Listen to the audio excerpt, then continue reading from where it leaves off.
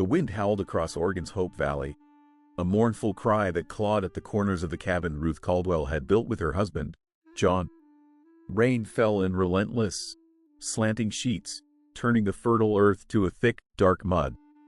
Inside, the silence was a living thing, curated over 2 years of loss until it had become as solid and unyielding as the hand-hewn timbers of the walls.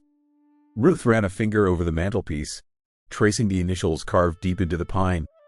JC plus RC below them, a smaller, cruder carving read Samuel. Her son, lost to a fever that had swept through him as quickly and mercilessly as a wildfire, taking her husband with it just 3 weeks later. Her life was a monument to their memory. The cabin was starkly, unnaturally clean. The floors were swept, the single dish from her meager supper was washed and dried, and the worn quilt on her bed was pulled taut, its corners perfectly aligned. It was a homestead meticulously maintained but utterly devoid of life, a tomb where routine was the only prayer she had left. She was a barren homesteader, not by nature, but by fate. The valley was fertile, but her heart, her home, her life, they yielded nothing but dust and memory. Just as she sank into the familiar, crushing weight of her existence, a sound cut through the storm's fury. It was thin and high-pitched, a reedy cry almost swallowed by the wind. Ruth froze, her hand still on the mantel. She had not heard a sound like that on this land in 2 years. It was the cry of an infant. Her first thought was that grief had finally fractured her mind. She had heard phantom sounds before. John's heavy tread on the porch, Samuel's gurgling laugh. But this was different. It was sustained, desperate, and it seemed to come from outside. From the barn. Dismissing it as a trick of the wind, she turned back to the cold hearth. But there it was again, sharper this time, a thread of pure, raw need weaving through the storm's violent tapestry. It pierced the wall of numbness she had so carefully constructed around her heart. It was real. A primal urgency, long dormant and fiercely maternal, seized her. She grabbed the heavy wool shawl from its peg, lit the lantern with hands that trembled only slightly, and pulled open the cabin door. The wind tore at her, whipping her dress around her legs and threatening to extinguish the lantern's fragile flame.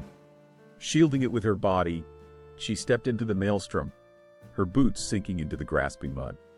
The short walk to the barn felt like a pilgrimage across a hostile world. Rain plastered her hair to her face, and the wind's roar was a physical force. She fumbled with the barn's heavy wooden latch, her cold, numbed fingers clumsy. Finally, it gave way, and she slipped inside, slamming the door against the storm. The air within was thick with the scent of hay, damp earth, and livestock. Her lone milk cow, Bessie, lowed softly from her stall, her large, placid eyes blinking in the sudden lantern light. But the cry was louder here, more distinct. It came from the hayloft. "Hello," Ruth called out, her voice thin against the sound of the wind rattling the roof. "Is someone there?" Only the wind answered. Heart hammering against her ribs, she climbed the rough-hewn ladder, the lantern casting dancing, monstrous shadows on the walls. At the top, she raised the light, its yellow glow cutting through the gloom. And then she saw it. In a small, clean hollow carved into the hay, lay 3 impossibly small bundles, swaddled tightly in what looked like fine linen and huddled together for warmth. Their cries were weak, the mewling of kittens, their tiny faces red and pinched from cold and hunger. For a moment, Ruth could only stare, her mind struggling to comprehend the impossible sight. 3 of them, 3 abandoned infants, left in her barn in the middle of a raging storm. Her years of grief, the careful walls of her solitude, they shattered in that instant. This was not a problem to be considered or a mystery to be solved. This was a need to be met. Setting the lantern on a sturdy beam, she knelt in the hay, her hands reaching for them with an instinct she thought had been buried with her son. They were so light, their small bodies barely a weight in her arms. 2 boys and a girl, she realized, her practiced nurse's eye from years past taking in the details. As she gathered them, one by one, wrapping them in her thick shawl, their cries quieted, replaced by soft, whimpering sounds as they burrowed into the sudden warmth. Back in the cabin, the world shrank to the circle of light cast by the fire she'd quickly stoked back to life. She laid the infants on a clean blanket on the hearth, their tiny limbs flailing feebly. They were cold, so terribly cold, She worked with a desperate efficiency she hadn't felt since John and Samuel had taken ill, warming milk from Bessie, watering it down as she knew was necessary for newborns, and preparing strips of clean cloth to serve as makeshift nipples. As she fed the first boy, his frantic, hungry sucking sent a sharp, painful ache through her, a ghost of the feeling of her own son nursing. She pushed the memory away, focusing on the immediate task. The child in her arms was alive and needed her. That was all that mattered. Once all three were fed and their initial, desperate hunger was sated, she began to clean them, her hands gentle as she wiped their faces and untangled them from their damp swaddling. It was then, as she cleaned the shoulder of the second boy, that she saw it. It was a birthmark, but unlike any she had ever seen. It was not a random splotch of color, but a precise, intricate design, almost as if it had been inked onto his skin. It was a stylized falcon, its wings outstretched, clutching a sprig of what looked like heather in its talons. It was a deep, wine red, and perfect in its detail. A shiver of unease traced its way down her spine. She quickly checked the other two infants. The first boy had the exact same mark in the exact same spot, and the girl, nestled on her other shoulder, bore the identical crest. It was impossible. A birthmark so complex, so identical across three separate children, defied all logic. It was not a mark of nature, but a mark of lineage. A crest. This was not a simple case of a desperate local girl abandoning her unwanted children. The fine linen they were wrapped in, the intricate, noble-looking crest on their skin, it all spoke of something else entirely. These children were not just abandoned, they were hidden. Left in the barn of a reclusive widow, miles from the nearest town, they were meant to disappear. Ruth pulled the blankets up, covering the strange marks, a fierce, protective instinct surging through her. Whatever danger had forced a mother to leave her children in a barn, it was a danger Ruth now stood against. The long, exhausting night passed in a blur of feeding, changing, and rocking. The storm outside eventually exhausted itself, giving way to a pre-dawn stillness. The triplets, warm and fed, finally fell into a deep, synchronized sleep in makeshift cradles, two wooden crates in a laundry basket, that Ruth had arranged near the hearth. As the first pale light of dawn filtered through the cabin window, Ruth sank into her rocking chair, the exhaustion so profound it felt like a physical weight. She looked at the three small souls who had so completely upended her world, their chests rising and falling in the gentle rhythm of sleep. The silence in the cabin was no longer empty. It was filled with their soft breathing, with the promise of life, with a purpose that both terrified and thrilled her. She rose and moved to the window, looking out over her land. The storm had washed the world clean.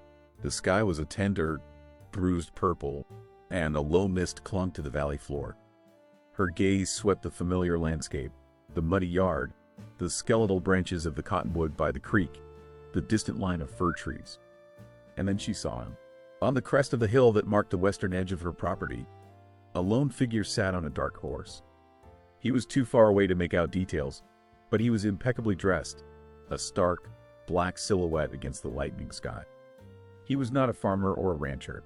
He sat motionless, watching the cabin, watching her, a cold dread, sharp and immediate, coiled in Ruth's stomach. He remained for a long, unsettling minute, a statue of silent observation.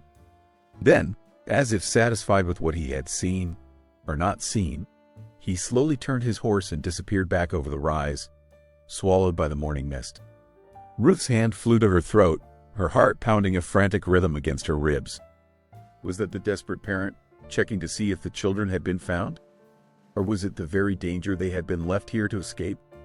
She looked back at the three sleeping infants, at the impossible, noble crest hidden beneath their blankets, and she knew with a certainty that chilled her to the bone. The storm that had brought them to her door was far from over. The image of the rider on the hill became a ghost that haunted the edges of Ruth's waking hours. In the days that followed, exhaustion became her constant companion, a heavy cloak she could not shrug off. The meticulous, silent order of her life had been replaced by a chaotic, demanding, and beautiful symphony of needs. There were endless swaddling cloths to wash, watered-down milk to prepare, and the constant, rotating cries of three tiny lungs. She gave them names in the quiet of the second night, whispering them like a prayer: Adam, Benjamin, and Clara. The names felt solid, real, anchoring them to this world and to her growing terror, to her own heart. The cabin was no longer a tomb. It was a nursery, filled with the scent of milk and wood smoke and the soft, fluttering sounds of life. But her isolation, once a source of mournful comfort, had become a vulnerability.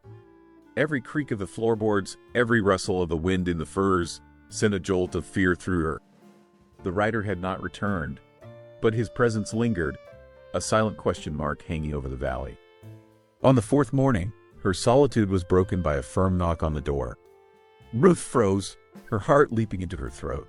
She was holding a fussing Adam, and she instinctively tightened her grip, turning her body to shield him. "Ruth, you in there?" It's Sheriff Brody. Relief washed over her so intensely it left her weak.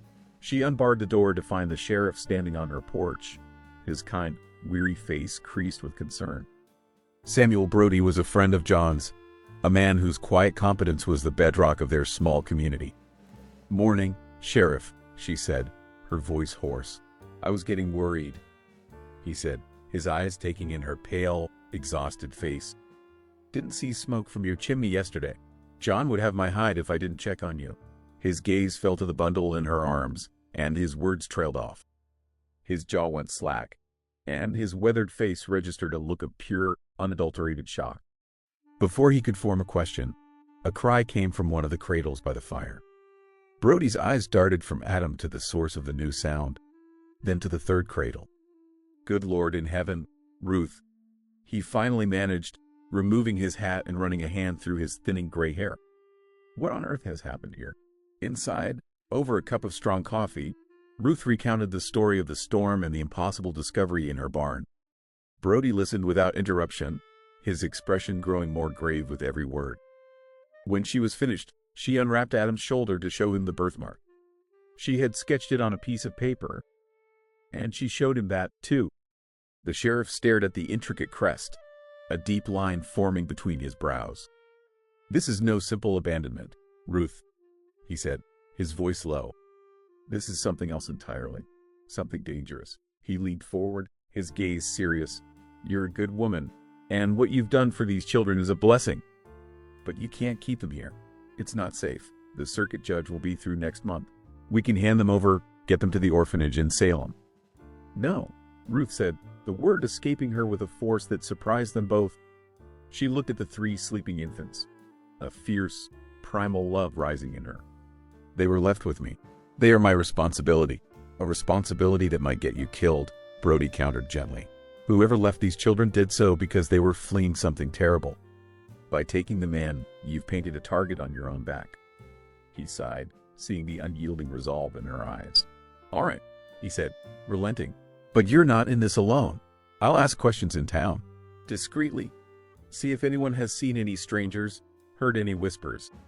His support was a comfort, but Ruth knew it wasn't enough. She needed answers, not whispers. There was only one person in the valley who might possess the kind of knowledge she sought. "Elias Vance," she said.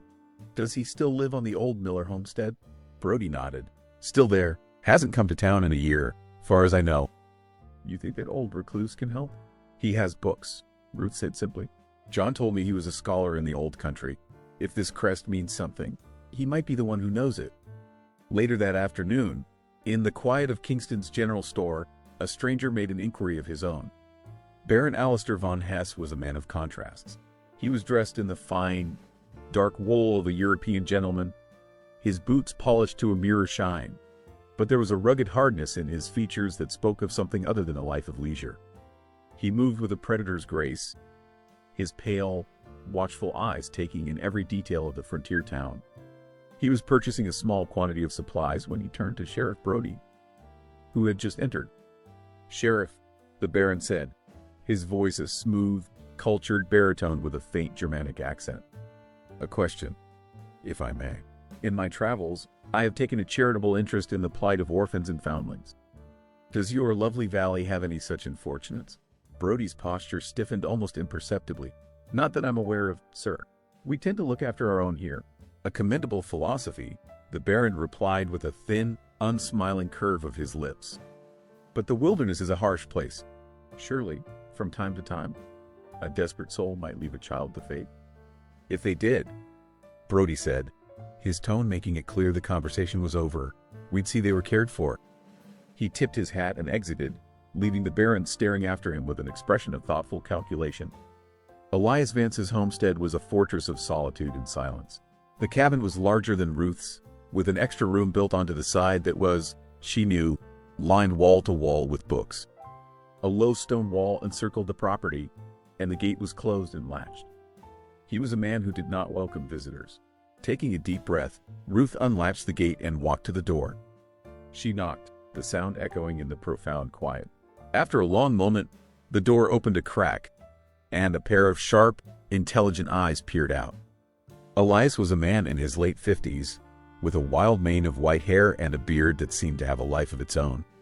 "What do you want?" he asked, his voice a rusty growl. "Mr. Vance," Ruth began, holding up the drawing of the crest. "I need your help. I need to know what this symbol means." He glanced at the paper, and his expression changed.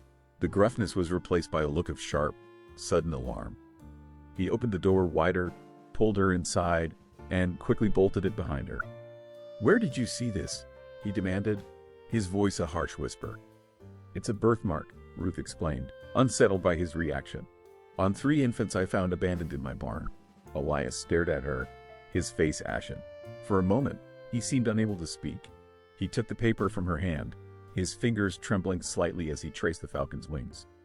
"You must get rid of them," he said finally, his voice urgent. "Take them to the authorities in Salem. Tell them you found them by the road. Forget you ever saw this mark. It is a symbol of a powerful and ruthless family. Ruth, you have invited a death sentence into your home." "What family?" Ruth pressed, refusing to be deterred by his fear.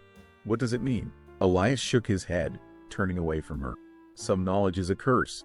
You are better off not knowing. Go home, woman, and rid yourself of this burden before it destroys you." "I can't," Ruth said, her voice ringing with a strength she didn't know she possessed. "They are just babies. They have no one but me. I will not abandon them to an orphanage or to whatever danger they are fleeing. I don't care how powerful this family is. Tell me what I'm facing, Elias. I have a right to know." He turned back to her, and in his eyes, she saw a flicker of something she recognized. The haunted look of a man who had also lost everything. He saw the iron wool in her jaw, the fierce, protective fire in her eyes, and he knew she would not be swayed. He sighed, a sound of profound weariness, as if a weight he had carried for years had suddenly settled upon him again. "Very well," he said, his voice heavy with resignation.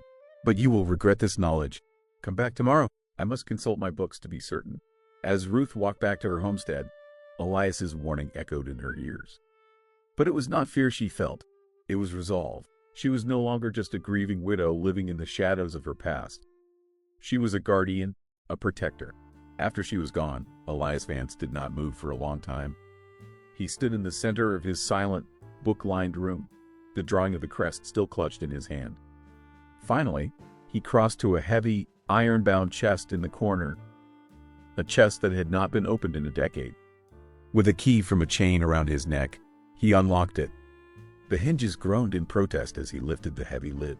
He reached inside, past neatly folded academic robes and scholarly papers, and withdrew a thick, leather-bound volume. It was not a history of a distant land, but a personal almanac of noble lineages, a book he had brought with him from the old country. He blew a layer of dust from its cover and carried it to his desk. His hands were steady as he opened it to a well-worn page. There, in faded but exquisite ink, was the crest of the Duchy of Eldoria. His finger traced the familiar lines of the falcon and the heather. "So," he whispered to the empty, silent room, the sound swallowed by the rows of books that had been his only companions for so long. "The wolves have come to this valley." The morning broke with a fragile, hopeful light, but Ruth's sleep had been anything but peaceful.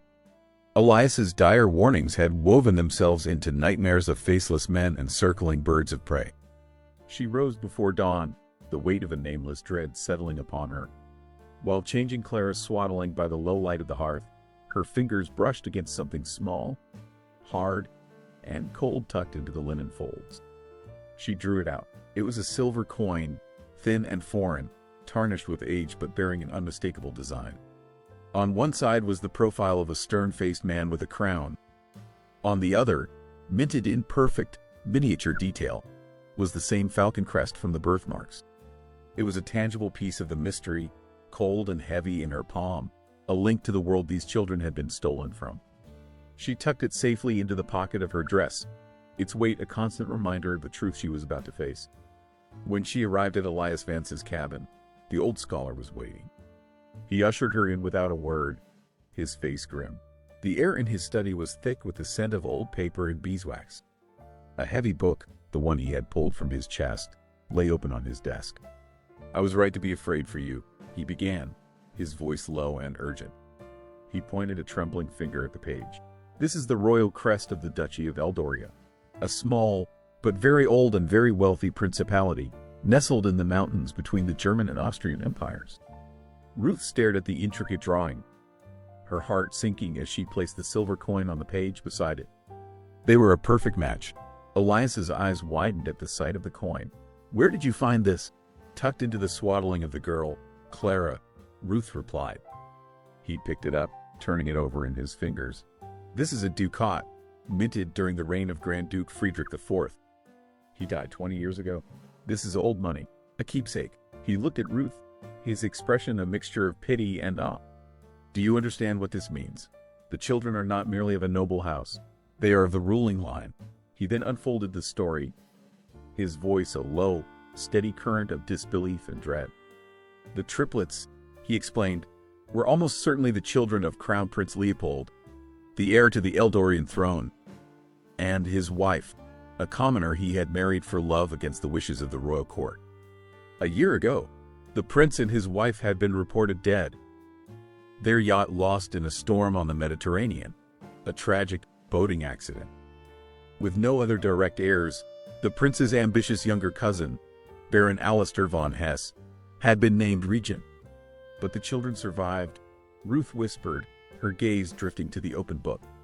"It would seem so," Elias said grimly. "And their survival is a direct threat to the Baron's power. He is not their guardian, Ruth. He is their executioner." He looked at her, his eyes burning with intensity. "That man you saw in town? The wealthy investor? The rider on the hill? They are one and the same. Baron von Hesse is not here to explore land opportunities. He is here to hunt. He has come to finish the job he started a year ago and eliminate the only true heirs to the Eldorian throne." The abstract danger that had haunted her for days now had a name and a face. Alistair von Hesse. His smooth, cultured voice and cold, watchful eyes took on a new, terrifying significance. Her simple homestead was no longer just a sanctuary. It was the last line of defense between 3 innocent lives and a ruthless royal assassin. Her fear, however, was being rapidly consumed by something else. A cold, protective fury. She had lost her own child to the indiscriminate cruelty of fate. She would not lose these 3 to the calculated cruelty of a man.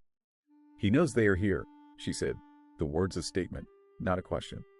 "He suspects," Elias corrected. "He is searching, but he cannot act openly. A royal scandal of this magnitude would destroy him. He must be subtle. He will probe, test, look for a weakness." Elias's words proved prophetic. Later that afternoon, as Ruth was hanging laundry on the line, the sound of an approaching horse made her turn. It was Baron von Hesse, riding toward her cabin not with the menace of a hunter, but with the casual air of a lost traveler. "Good afternoon, madam," he called, reining in his magnificent black horse. "Forgive my intrusion, but I seem to have lost my way. I was told there was a homestead in this part of the valley." Ruth's heart hammered against her ribs, but she kept her face a placid mask. "You were told correctly, sir, but you're a long way from the main road." "So it would seem," he said, dismounting with an easy grace. His eyes swept over the homestead, lingering for a fraction of a second on the 3 identical sets of swaddling cloths drying on the line. "A quiet life you have here, peaceful." His gaze fell on the open cabin door, from which the soft cooing of a baby could be heard. "But perhaps not so quiet lately?" He moved closer, his polished boots a stark contrast to the muddy earth of her yard. "May I trouble you for a cup of water? The sun is surprisingly strong today." Ruth knew it was a pretext to get inside, to see the children for himself. To refuse would be an admission of fear, an act of suspicion. She had to play his game. "Of course," she said. her voice steady. "Please, come in." The scene that followed was a masterpiece of subtext and veiled threats. The Baron stood in the center of her small cabin, a looming presence of wealth and power. He cooed over the triplets in their cradles, his eyes sharp and calculating. "Foundlings, the sheriff told me," he mused, his gaze lingering on Adam's shoulder, where the crest lay hidden beneath a thin cotton gown. "How extraordinary. One might almost think it a miracle." He looked at Ruth, a thin, predatory smile on his lips. "But the Oregon wilderness is a harsh place for miracles, is it not? So easy for things, and people, to get lost out here. A fever, a hungry wolf, a simple accident. The world is full of tragedies." The threat was unmistakable, a silken cord of menace tightening around her. "God protects the innocent," Ruth replied, her voice ringing with a conviction that was as much a prayer as a statement. The Baron's smile widened. "Does he? Madam, my experience suggests he is, at best, a disinterested observer." He finished his water, thanked her for her hospitality, and moved to the door.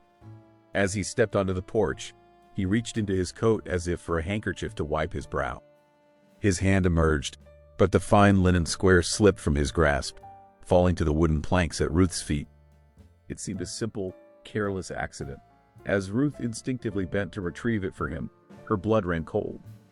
There, embroidered in silver thread in the corner of the handkerchief, was the Eldorian crest, the falcon, the heather, perfect and undeniable.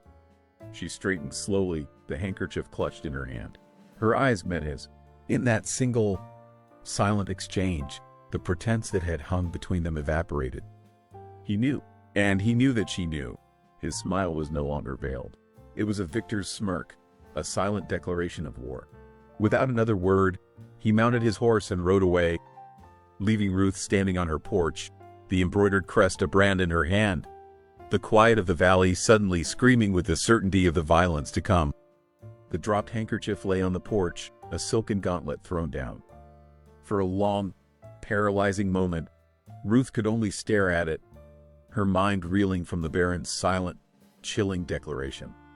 Then, as the sound of his horse's hooves faded into the distance, the terror that had frozen her in place shattered, replaced by a surge of frantic, protective energy.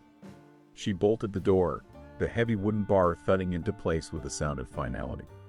She gathered the sleeping infants from their cradles, her movements swift and sure, holding all three against her chest as if her body alone could shield them from the world's dangers. The cabin, once her sanctuary, now felt like a trap. Its isolation a liability, not a comfort. She was alone, outmatched, and she knew with a certainty that settled deep in her bones that she could not face this threat by herself. Bundling the children into a large laundry basket, she scribbled a hasty note for the sheriff, left it on the table, and slipped out the back door. The journey to town was a blur of fear-fueled adrenaline.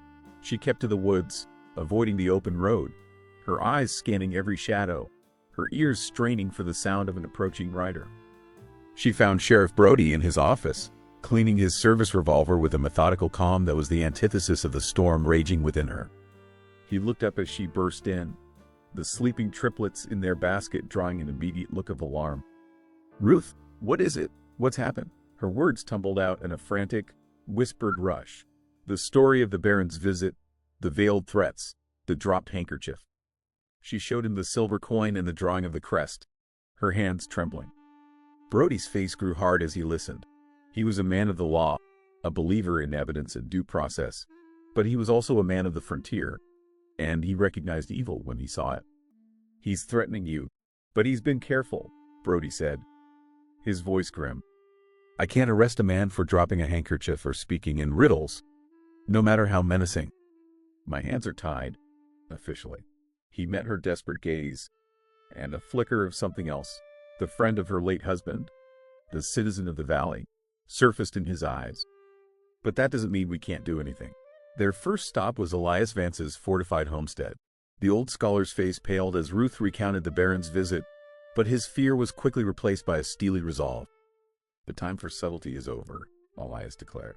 He disappeared into his study and returned not with a book, but with a small, intricate telegraph key. "I was not always just a scholar," he explained, his fingers moving deftly over the key. "In the old country, I was part of a movement, one that valued liberty over tyranny. I still have contacts, loyalists to the old Duke who would be very interested to know that Prince Leopold's heirs are alive. He began to tap out a message in a complex code, a series of clicks and pauses that sounded like an angry insect. It was a language of secrets and shadows, a lifeline cast across an ocean into the heart of a distant political storm. While Elias worked, Sheriff Brody was mobilizing a different kind of army. He gathered a small, trusted group of men in the back room of the blacksmith shop. There was McCready, the blacksmith himself, a mountain of a man with arms like tree trunks and a quiet, unwavering sense of right and wrong. There was Henderson, a sharp-eyed rancher whose land bordered Ruth's, a man who knew every trail and hiding place in the valley. And there was Deputy Miller, young and eager, but loyal to Brody to a fault. "This is not official business," Brody told them, his voice low and serious. "What I'm asking you to do is as neighbors, as men of this valley. Ruth Caldwell and those 3 babies are in danger. We're going to watch over her place, day and night, until this threat has passed." There was no hesitation. These were men who understood the unspoken code of the frontier. You protected your own. A quiet, secret watch was established over Ruth's homestead. The men took shifts, hiding in the woods that overlooked the cabin, their presence a silent, protective circle. Ruth, profoundly moved and humbled by their quiet courage, learned the difficult lesson of accepting help. Her fierce independence, a shield she had worn for years, began to soften. She was no longer just the barren widow, an object of pity or curiosity. She was Ruth, a woman the community had chosen to stand with, a symbol of their valley's integrity against an outside threat. The Baron, cunning and patient, sensed the shift. He knew the community was closing ranks, and he escalated his campaign of intimidation. His attacks were not direct. They were terrifying accidents, psychological blows designed to break Ruth's will and isolate her with fear. One evening, a fire erupted in her hayloft, the flames licking hungrily at the dry timber. Before the blaze could take hold, Henderson and Deputy Miller were there, appearing out of the darkness with buckets of water, extinguishing the fire with a swift, practiced efficiency that spoke of their constant vigilance. They found a half-burnt oil rag at the base of the ladder, a clear sign of arson. A few days later, Ruth went to draw water and found the rope to her well frayed, nearly severed through. It would have snapped the moment she put any weight on it, sending her plunging into the dark, stone-lined shaft. McCready was there within minutes, his face a grim mask of fury as he replaced the rope with a thick, new one he had brought from his shop. Each incident was deniable, a random act of misfortune in a harsh land. But Ruth and her allies knew better. It was a war of nerves, a silent, deadly game of cat and mouse. The vast, beautiful landscape of the valley now felt menacing, every shadow a hiding place, every distant rider a potential threat. Ruth's homestead, once a place of quiet grief, had become a fortified outpost, its simple routines now charged with a constant, humming tension. The suspense was a palpable thing, a weight on the air that grew heavier with each passing day. They were all waiting for the Baron to make his final move. The breaking point came a week later. Henderson, a man as reliable as the sunrise, failed to return from his watch. Brody and McCready found him hours later at the edge of the woods, bound and gagged with strips of fine linen, but otherwise unharmed. He had been ambushed in the dark, overpowered quickly and silently. Pinned to his shirt with an elegant silver tie pin was a folded piece of paper. Brody carefully removed it and unfolded it. The script was elegant, precise, and utterly chilling. It read, "Peasants should not meddle with the affairs of kings. The children belong to Eldoria. Surrender them by the next full moon, or the valley will burn."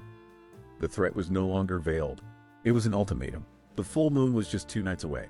The Baron's ultimatum hung in the air like the scent of smoke, a stark promise of violence.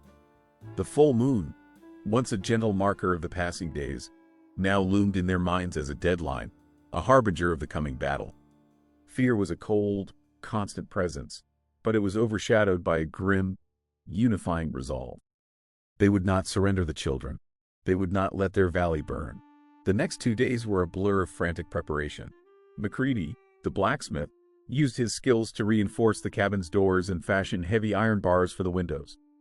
Henderson, his face set in hard lines of fury after his abduction, helped Ruth and Brody move supplies, water, food, ammunition, into the small, defensible space of the cabin. They turned the homestead into a makeshift fortress, a desperate, defiant stand against the coming storm. Elias Vance, his scholarly reclusiveness shed like a snakeskin, arrived with 2 old but impeccably maintained hunting rifles, his eyes alight with a fire Ruth had not seen before. He was no longer just a keeper of history. He was preparing to fight for the future. On the night of the full moon, the sky itself seemed to declare war.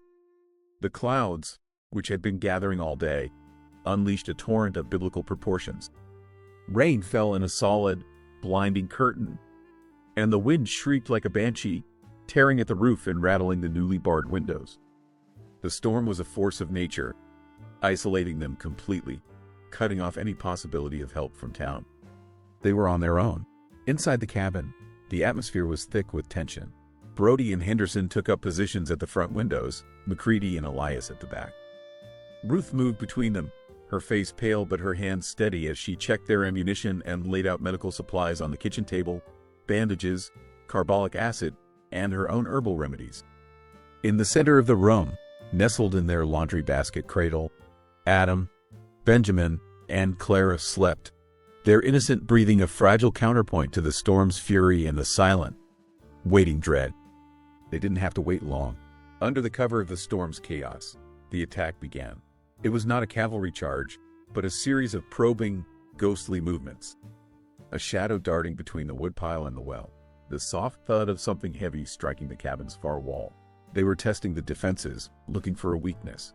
"They're trying the back," McCready whispered, his massive frame motionless at his post. By the root cellar door, Brody nodded. "Hold your fire. Don't give away our positions until you have a clear shot." The waiting was a unique form of torture.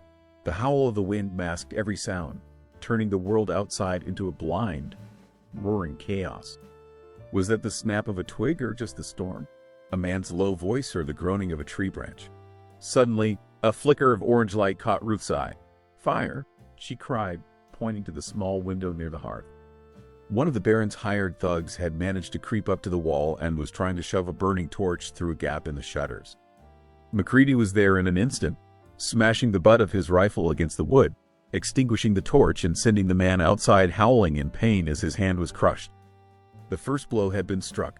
The fight became a claustrophobic, desperate siege. The Baron, knowing he could not overpower them with brute force, resorted to cunning. He used the storm as his ally, its deafening roar masking his men's movements as they darted from cover to cover. They hurled rocks at the roof, trying to create a breach. They set fire to the woodshed, the flames casting a hellish, dancing glow that illuminated the rain-swept yard, turning their sanctuary into a flickering battlefield. "Baron von Hesse," Ruth shouted into the storm, her voice raw. "These children are innocent. Your fight is with kings and princes, not with babies." His reply came from the darkness, a voice both cultured and cruel, carried on a gust of wind. "They are not babies, madam. They are symbols, and they must be erased for the stability of a nation." Inside, Ruth's own battle was just as fierce. She moved through the chaos like a calming spirit, reloading rifles with practiced efficiency, whispering words of encouragement to the men, and tending to the triplets, who had woken and were crying in terror. She rocked their cradle with one hand while passing ammunition to Brody with the other, her body a shield, her presence a source of unwavering strength. She was no longer a victim of fate, no longer the barren widow.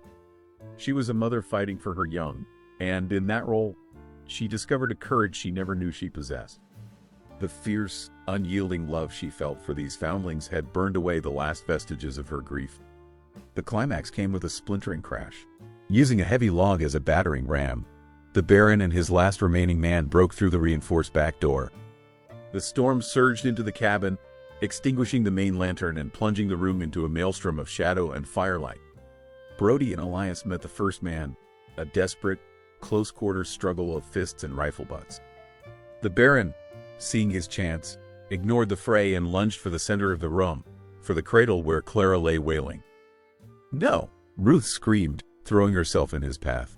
He shoved her aside with contemptuous ease, sending her stumbling against the table. He was a man possessed, his aristocratic composure stripped away to reveal the raw, obsessive ambition beneath. He reached the cradle, his face a mask of triumphant fury. "The royal line ends tonight," he snarled, a long, thin knife appearing in his hand, its blade glinting in the firelight. He raised the knife high over the crying infant. Time seemed to stop. Ruth's scream caught in her throat. The men's grunts and the storm's roar faded into a muffled hum. Then, a single, sharp crack of a rifle shot split the air. It was different from the others, cleaner, more precise. It did not come from inside the cabin. The Baron cried out, a sound of pure shock and pain. The knife clattered to the floor. He stumbled back from the cradle, clutching his arm, a dark stain spreading rapidly across the sleeve of his fine coat. He stared in disbelief, not at his wound, but toward the source of the shot, the hayloft of the barn. Through the shattered cabin door, they could all see it. The barn, which they had assumed empty, had a figure silhouetted in the loft opening, framed against the stormy, moonlit sky. It was Elias Vance. The quiet, reclusive scholar stood with an old hunting rifle held with the steady, familiar ease of an expert marksman. He had slipped out during the initial chaos, anticipating the Baron's final, desperate move. The Baron stared, his face a canvas of disbelief and thwarted rage, as Sheriff Brody subdued his last man and turned, his own pistol now aimed squarely at the Baron's chest. The siege was over. The storm passed as abruptly as it had begun. As dawn broke, a profound, almost sacred quiet settled over the valley. The air washed clean and the world glistening under a pale, hopeful sun. The barn was a smoldering ruin, the cabin was scarred with bullet holes, and the yard was a ruin of mud and debris, but they had held. They had survived. The Baron and his wounded thug were bound securely in the root cellar, their arrogant sneers replaced by the sullen silence of defeat. Elias Vance, the unlikely hero of the night, sat at the kitchen table, calmly cleaning his rifle as if he had done nothing more remarkable than shoot a rabbit for supper. His reclusive, scholarly persona had been a shield, hiding a past that had clearly involved more than just dusty books.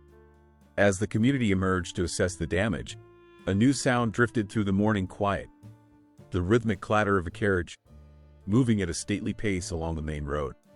It was a fine, black carriage, drawn by 4 perfectly matched gray horses, and on its doors, gleaming in the morning sun, was the royal crest of Eldoria. Elias's telegram had been answered. The carriage stopped before the battered homestead, and the door opened. The woman who emerged was in her late 60s, tall and regal, her back as straight as a soldier's. Her silver hair was coiled in an elegant coronet, and her eyes, the same piercing blue as the triplets, held an unmistakable air of authority. This was the Grand Duchess Annalise, aunt to the late Crown Prince Leopold, a powerful and respected figure in the Eldorian court. She surveyed the scene, the ruined barn, the fortified cabin, the grim-faced men standing guard, with an expression that was both sorrowful and impressed. Sheriff Brody stepped forward, his hat in his hand. "Your Grace," he said, the formal title sounding strange in the rustic Oregon air.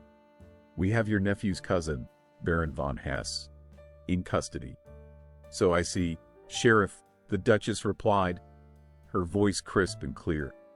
"You and your neighbors have done my family, and my country, a great service. A service that will not be forgotten." Her gaze then fell on Ruth, who stood on the porch, Clara asleep in her arms, Adam and Benjamin in their cradle just inside the door. The Duchess's stern features softened, the lines of authority giving way to a flicker of something deeply human.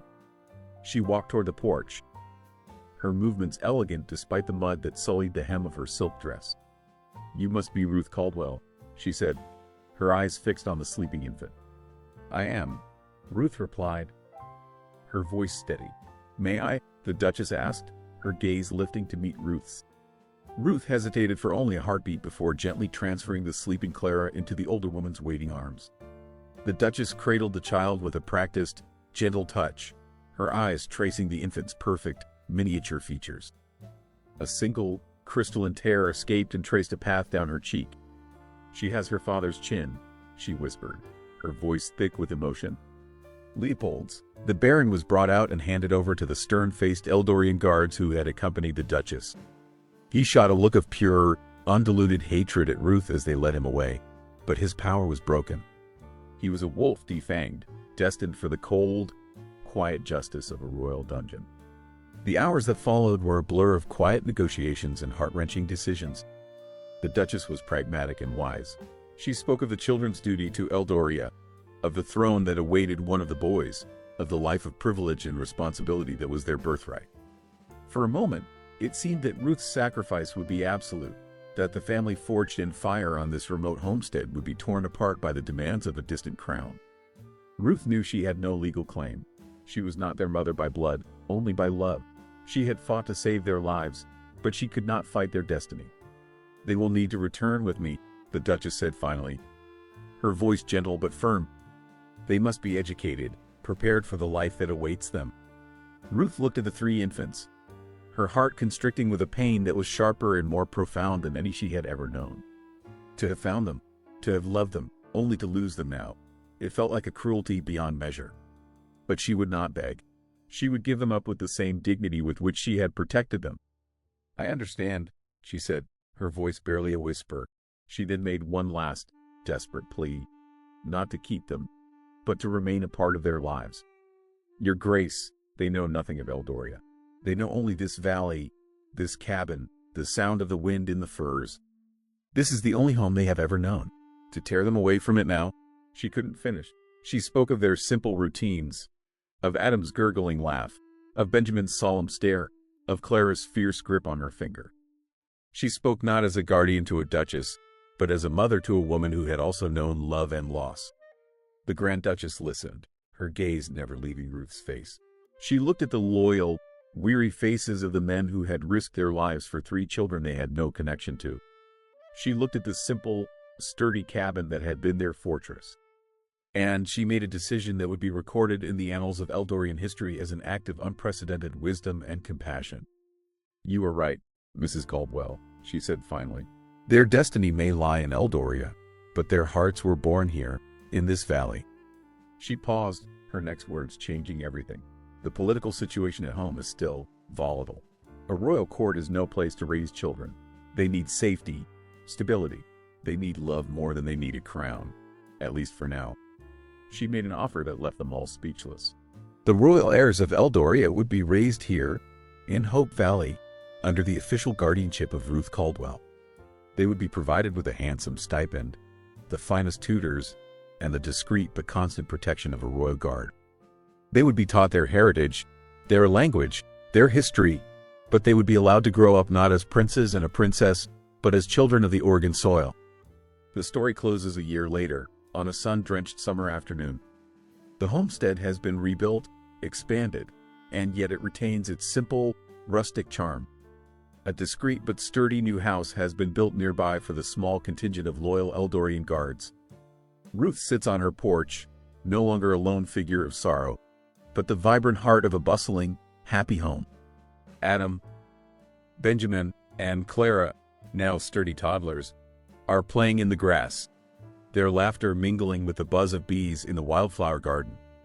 Elias and Sheriff Brody are sharing a cup of lemonade with her, their friendship forged in the crucible of the siege, now an easy, comfortable habit. Her home is filled with life, with visitors, with the constant, joyful chaos of children. She looks out over the valley, no longer a place that holds only memories of loss, but one that overflows with hope and abundance. The Barren Homesteader has found her redemption, not in forgetting the past, but in building a future. Her heart, once a desolate landscape, is now as fertile and full as the land she loves. The pain of losing her own family has been transformed, not replaced, by the profound joy of the one she has chosen, and who has, in turn, chosen her. In the eyes of the 3 royal children playing in the sun, she sees not the shadow of a distant throne, but the bright, shining promise of a future rooted in the simple, powerful soil of Hope Valley.